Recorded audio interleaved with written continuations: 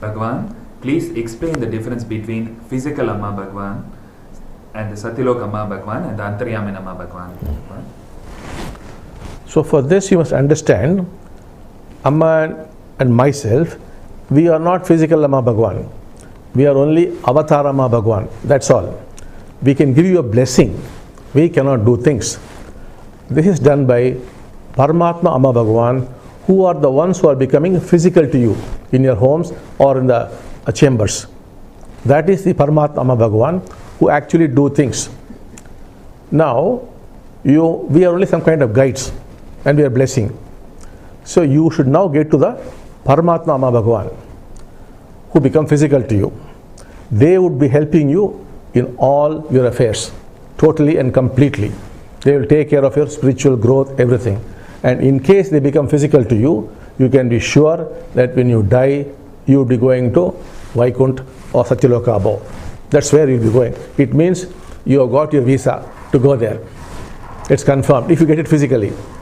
Now with the help of this Paramatma Amma Bhagavan, you can go to the Purushottama Amma Bhagavan. That is another loka where they exist. They physically exist. It's much more real than this loka. But you cannot get there without the help of the Paramatma Amma Bhagavan. So you should request them, ask them to take you there. When that happens, you could actually visit that loka and you could see Purushottama Amma Bhagavan there, or you will see Purushottama Rama or Purushottama Krishna or Purushottama Christ, whatever is your faith or whatever God you are worshipping, that's the God you would be seeing in that loka. Now, with the help of that Purushottama, let us say Amma Bhagavan, if you get close to them, build up a bond with them, then with that help, you could go to the Jyoti. The Jyoti is much beyond. The Jyoti is like a million suns put together, but that love or compassion you cannot imagine. So you can get there. And then when you go to the Jyoti, with the help of the Jyoti, you could go to the unmanifest Brahman, or what the mantra we call Om. Now for example, electricity, we have no idea about it at all. But when it manifests as heat, light, motion or electromagnetic waves, then we know, oh yes, there is electricity. But when it is unmanifest, we have no idea about it. That Om or Brahman is the unmanifest. That is the ground from which everything starts. For example, the Bible, it is said, in the beginning was the Word, and the Word was with God. And God said, let there be light. That word only is Om. That only is Brahman. That is the one of Taoism. That manifests as light. So we start the Mula Mantra with Om, and that light is Hachidananda Parabrahma.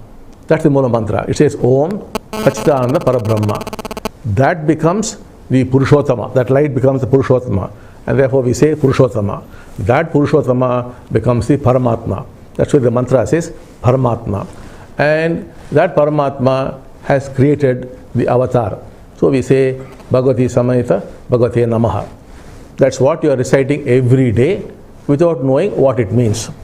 But now, when the Lord becomes physical to you, you should ask, please take me to the Purushottama. And when you get there, you must ask, take me to Hachidananda Parabrahma. And then when you go there, you can say, take me to Om or Brahman. So you could go there. And that's where you will finally reach. So step by step you can go. It all depends upon you. If you want to be one with the unmanifest God, you could go there. And when you go there, you will realize that you only are that God.